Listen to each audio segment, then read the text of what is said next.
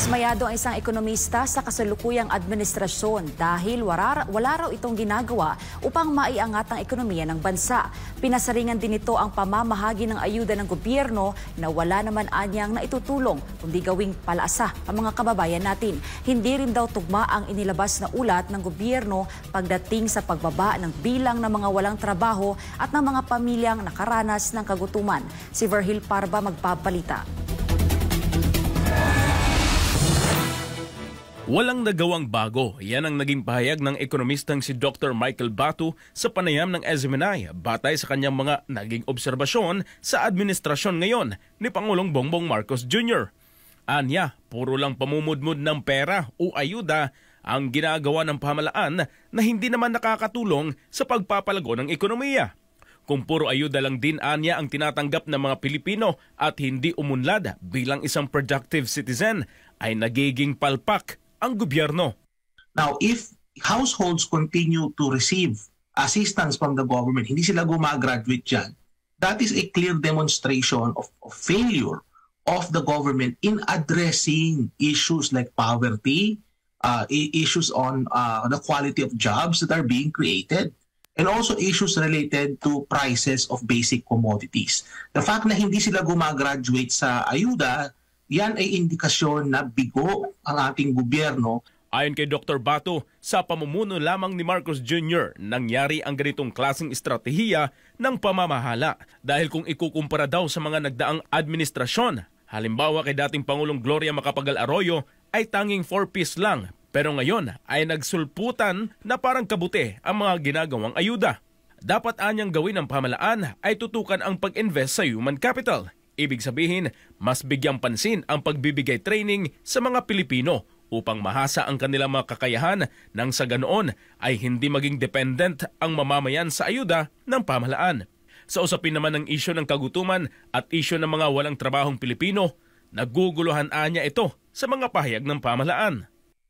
Yung sinasabing more than 50% ng ating kababayan ay naghihirap. No? Ito ay ayon sa pinaka-latest na mga survey. Nabasa ko rin to, Admar. This is really bothersome.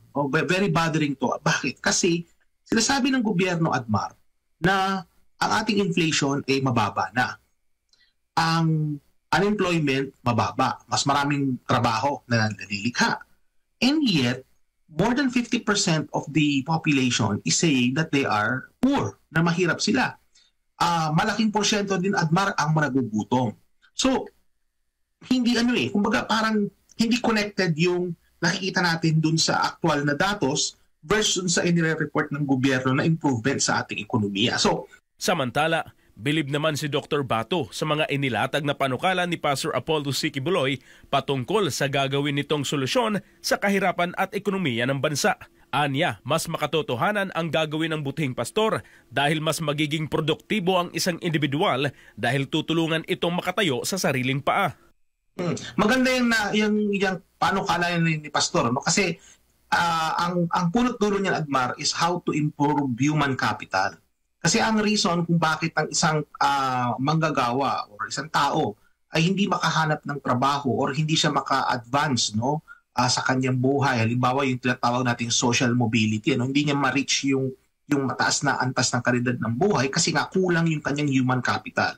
So human capital, Admar, that can be in the form of education or skills and yung kalusugan ng tao mismo. So nabanggit mo kanina, Admar, yung groceries halimbawa. No? Isa sa mga reason kung bakit ang ating mga mahihirap na kababayan ay hindi maka-access ng training halimbawa, kasi sila'y gutom.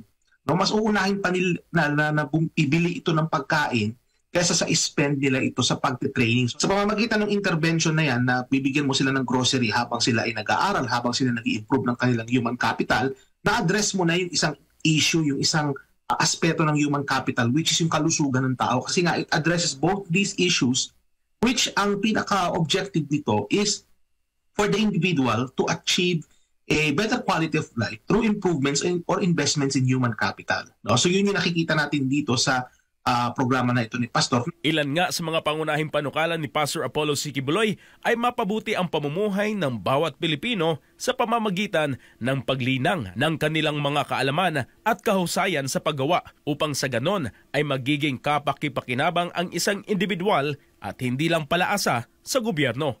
At ang Weekly Grocery Assistance Program para sa mga low-income families at Free Meals Program sa mga komunidad na may mataas na poverty incidence. Para sa Diyos at sa Pilipinas kong mahal, ito si Verhil Parba, SMNI News.